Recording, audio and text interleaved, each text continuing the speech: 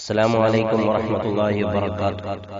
بسم الله والحمد لله والصلاة والسلام على أشرف رسول الله وعلى آله وصحبه الفائزين بإذن الله. أما بعد, ഏറ്റവും ബഹുമാനാദരവുകൾ നിറഞ്ഞ SKSSF media ഗ്രൂപ്പിലുള്ളതായ എന്റെ പ്രിയപ്പെട്ട പ്രവർത്തകർ, അല്ലാഹു സുബ്ഹാനഹു വ തആല നമ്മൾ ചെയ്ത എല്ലാ പ്രവർത്തനങ്ങളും കബൂൽ ചെയ്യുമാറാകട്ടെ. സമസ്ത കേരള ജമാഅത്തുൽ മഹത്തായ നാൾവഴികൾ വിശദീകരിച്ചു. ഒരുപാട് സമ്മേളനത്തെ കുറിച്ച് നാം ചർച്ച ചെയ്തു. ചില സാങ്കേതിക കാരണങ്ങളെ കൊണ്ട് അല്പം ചില കാര്യങ്ങൾ മാത്രമേ പറയാനായിട്ടുള്ളൂ. നമ്മൾ ഈ പരിപാടി തുടങ്ങി വെച്ചത് സമ്മേളനത്തോടനുബന്ധിച്ചാണല്ലോ. അതുകൊണ്ട് ഇവിടെ വെച്ച് നമുക്ക് സമസ്തയുടെ 60ാം വാർഷിക സമ്മേളനത്തെ കുറിച്ച് ചർച്ച ചെയ്ത് നമുക്ക് നമ്മുടെ ഈ വിഷയം അവസാനിപ്പിക്കാം. അല്ലാഹു തൗഫീഖ് നൽകുമാറാവട്ടെ. സമസ്തയുടെ ചരിത്രത്തിൽ വളരെ പ്രധാനപ്പെട്ടതാണ് 60ാം വാർഷിക സമ്മേളനം. 1981 ജൂൺ 27 പ്രസിഡന്റ് കണ്ണിയത്ത് ഉസ്താദിന്റെ അധ്യക്ഷതയിൽ ചേർന്ന മുഷാവറ യോഗം സമസ്തയുടെ സമ്മേളനം നടത്തുന്നതിനെ കുറിച്ച് പ്രാഥമിക ചർച്ച നടത്തി. 10/8/81 ചേർന്ന മുഷാവറ സമ്മേളനത്തെ സംബന്ധിച്ച് പഠന റിപ്പോർട്ട് തയ്യാറാക്കാൻ KK അബൂബക്കർ ഹസ്രത്ത്, MA അബ്ദുൽ ഖാദർ മുസ്ലിയാർ എന്നിവരടങ്ങുന്നതായ സബ് കമ്മിറ്റിയെ ചുമതലപ്പെടുത്തി. പ്രസ്തുത സബ് കമ്മിറ്റി റിപ്പോർട്ട് ചെയ്തു. 1982 ഡിസംബർ 29 ചേർന്ന മുഷാവറ യോഗം സമ്മേളനം കോഴിക്കോട് നടത്താൻ തീരുമാനിച്ചു. 1983 ഓഗസ്റ്റ് 4 ചേർന്ന മുഷാവറ 84 ഒക്ടോബർ മാസത്തിൽ കോഴിക്കോട് ടൗൺ ഹാളിൽ ചേർന്ന വിപുലമായ പ്രവർത്തന കൺവെൻഷനിൽ വെച്ച് സ്വാഗത സംഘം രൂപീകരിച്ചു. ഷെയ്ഖുന കൂട്ടുമല അബൂബക്കർ മുസ്ലിയാർ ചെയർമാൻ, സയ്യിദ് ഉമർ അലി ശിഹാബ് തങ്ങൾ, ഫസൽ കോയമ്മ തങ്ങൾ, MA അബ്ദുൽ ഖാദർ മുസ്ലിയാർ, കക്കോടൻ മൂസ ഹാജി വൈസ് ചെയർമാനും, അതേപോലെ KKC അബൂബക്കർ ഹാജി ട്രഷററുമായിട്ട് 501 അംഗം സ്വാഗത സംഘം രൂപീകരിച്ച് സമ്മേളന നഗരം ഒരക്കൽ മുല്ലക്കോയ തങ്ങൾ നഗർ എന്ന് നാമകരണം ചെയ്തു.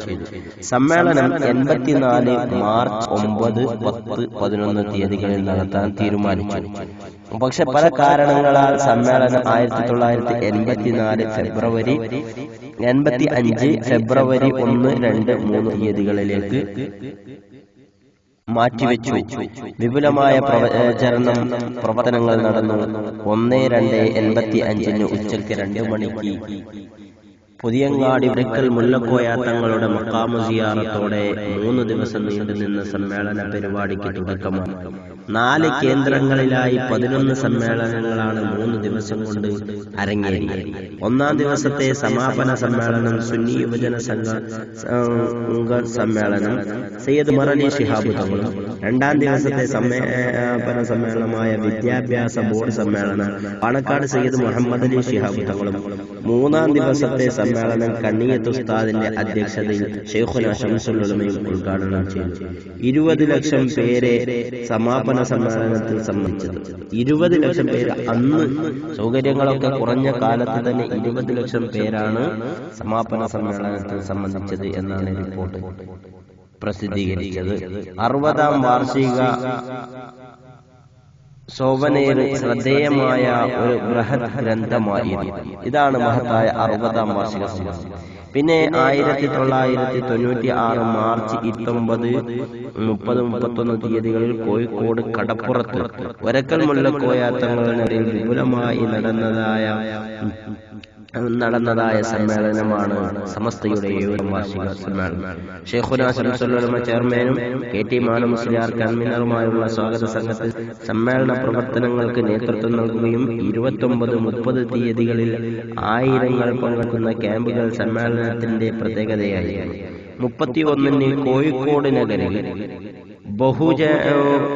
ജനബാഹുല്യം കൊണ്ട് തിങ്ങി നിറഞ്ഞു. പ്രസിഡന്റ് സയ്യിദ് അബ്ദുറഹ്മാൻ ഇമ്പിച്ചിക്കോയ തങ്ങൾ, ഹസരി തങ്ങളുടെ അധ്യക്ഷതയിൽ ശംസുൽ ഉലമ ഉദ്ഘാടനം ചെയ്തു. ശംസുൽ ഉലമയുടെ ദീർഘമായ സംസാരം 60-70 വാർഷിക സമ്മേളനത്തിൽ ശൈഖുന ശംസുൽ ഉലമ ചെയ്തതായ പ്രസംഗം ചരിത്രത്തിൽ രേഖയായി കിടക്കുകയാണ്. സുന്നത്ത് ജമാഅത്തിന്റെ ആശയങ്ങൾ പൂർണ്ണമായും വിശദീകരിച്ച് പ്രസംഗത്തിൽ വിടവാങ്ങൽ ധ്വനി ഉണ്ടായി. ആ സമ്മേളനത്തിലാണ് മഹാനായ ശംസുൽ ഉലമ ശൈഖുന ചെറുശ്ശേരി ഉസ്താദിനെ പിടിച്ചിട്ട് തന്റെ കസേരയിൽ ഇരുത്തിയത്. എന്റെ പ്രിയമുള്ളവരെ, ഇതാണ് മഹത്തായ സമസ്ത കേരള ജംഇയ്യത്തുൽ ഉലമയുടെ മഹത്തായ സമ്മേളനം. ഇനി നമ്മുടെ മുമ്പിലേക്ക് കടന്നു വരുന്നത് 90-ാം വാർഷിക സമ്മേളനമാണ്. എന്ന് പറഞ്ഞാൽ ആദർശ വിശുദ്ധിയുടെ 90 ആണ്ട് കഴിഞ്ഞു. പരിശുദ്ധമായ സമസ്ത കേരള ജംഇയ്യത്തുൽ ഉലമയുടെ ചരിത്രം നാം പരിശോധിച്ച് നോക്കുമ്പോൾ നമുക്കറിയാം, 90 വർഷത്തിന്റെ ഇടയിൽ പരിശുദ്ധമായ സമസ്തയുടെ മഹാന്മാരായ പണ്ഡിതന്മാർ ഏതെങ്കിലും ഒരു കാര്യത്തെ തീരുമാനമെടുത്തു എങ്കിൽ, മുശാവറ ഒരു തീരുമാനമെടുത്താൽ, അല്ലെങ്കിൽ ഒരു ഫത്വ കമ്മിറ്റി, സമസ്തയുടെ മഹാന്മാരായ ഫത്വ കമ്മിറ്റിയുടെ ഉസ്താദുമാർ ഒരു ഫത്വ പറഞ്ഞാൽ അത് തിരുത്തേണ്ട ആവശ്യം ഇന്നേ വരെ വന്നിട്ടില്ല. ഇതാണ് സമസ്തയുടെ പ്രത്യേകത. ആദർശത്തിന്റെ 90 ആണ്ട് നാം ആഘോഷിക്കുമ്പോൾ, ആ ആദർശ വിശുദ്ധി പറയുമ്പോൾ നാമൊക്കെ ഇന്ന് പ്രചരണ രംഗത്ത് ഒരുപാട് ആദർശ വിശുദ്ധികൾ കേൾക്കുന്നവരാണ്. ഈ ആദർശ വിശുദ്ധി പറയുമ്പോൾ നമുക്കൊക്കെ അറിയാം, പരിശുദ്ധമായ സമസ്തക്കൊരു മഹിതമായ ആദർശമുണ്ട്, പരിശുദ്ധമായ സമസ്തക്കൊരു മഹിതമായ ഒരു പാരമ്പര്യമുണ്ട്, ഒരു നേതൃത്വമുണ്ട്. നിഷ്കളങ്കരായ നിസ്വാർത്ഥരായ മഹാന്മാരായ പണ്ഡിതന്മാർ നേതൃത്വം കൊടുത്ത് പരിശുദ്ധമായി ഇസ്ലാമിന്റെ നേരേഖ നമുക്ക് കാണിച്ച് മുമ്പിൽ വെച്ച് തന്ന ആ മഹത്തായ ആദർശ പ്രസ്ഥാനമാണ് സമസ്ത കേരള ജംഇയ്യത്തുൽ ഉലമ. അതിന്റെ മുമ്പിൽ, അതിന്റെ പിന്നിൽ പാറ പോലെ ഉറച്ചു നിൽക്കാൻ അല്ലാഹു സുബ്ഹാനഹു വ തആല നമുക്ക് തൗഫീഖ് നൽകുമാറാവട്ടെ. ഇതുവരെ പറഞ്ഞതായ ഓരോ വിഷയങ്ങളും അല്ലാഹു ഖബൂൽ ചെയ്യുമാറാവട്ടെ. ഒന്ന് പ്രാർത്ഥിച്ച് എന്റെ ഈ ഗ്രൂപ്പിൽ കേൾക്കുന്നതായ, എന്റെ ഇതുവരെയുള്ള സമസ്തയുടെ നാൾവഴികൾ കേട്ട എന്റെ പ്രിയപ്പെട്ട ഉസ്താദുമാരോട്, പ്രിയപ്പെട്ട SKSSFന്റെ പ്രവർത്തകരോട്, പ്രിയപ്പെട്ട സമസ്തയുടെ ഖാദിമീങ്ങളോട് പറയാനുള്ളത്, എല്ലാവരും ഈ വിനീതന് വേണ്ടി ദുആ ചെയ്യുക. പിന്നെ നിങ്ങൾക്ക് ഇതിൽ വല്ല അഭിപ്രായങ്ങളും എന്തെങ്കിലും തിരുത്തലുകൾ ഉണ്ടെങ്കിൽ, ഇന്നേ വരെ വന്നതായ എല്ലാ ക്ലിപ്പും കേട്ടിട്ടുണ്ടാകാം എന്ന് ഞാൻ കരുതുന്നു. അതിൽ വല്ല തിരുത്തലുകളുമുണ്ടെങ്കിൽ ഈ വിനീതനോട് അറിയിക്കണമെന്ന് വിനയാന്വേതനമായി പറഞ്ഞുകൊണ്ട് നിങ്ങളുടെയൊക്കെ ദുആയിൽ എന്നെ ചേർത്തണമെന്ന് വസിയത്ത് ചെയ്തുകൊണ്ട് ഞാൻ ഈ സമസ്ത നാൾവഴികൾ എന്നുള്ള വിഷയത്തെ ഇവിടെ കഴിഞ്ഞിട്ടില്ല, പക്ഷെ ഞാൻ ഇവിടെ നിർത്താൻ പോവുകയാണ്. അല്ലാഹു ഖബൂൽ ചെയ്യുമാറാവട്ടെ. റബ്ബനാ തഖബ്ബൽ മിന്നാ ഇന്നക അൻതസ് സമീഉൽ അലീം വതുബ് അലൈനാ ഇന്നക അൻതത് തവ്വാബുർ റഹീം. اللهم اجعلنا هادين مهتدين غير ضالين ولا مضلين سلما لأوليائك حربا لأعدائك إنك على كل شيء قدير. آمين آمين آمين برحمتك يا أرحم الراحمين.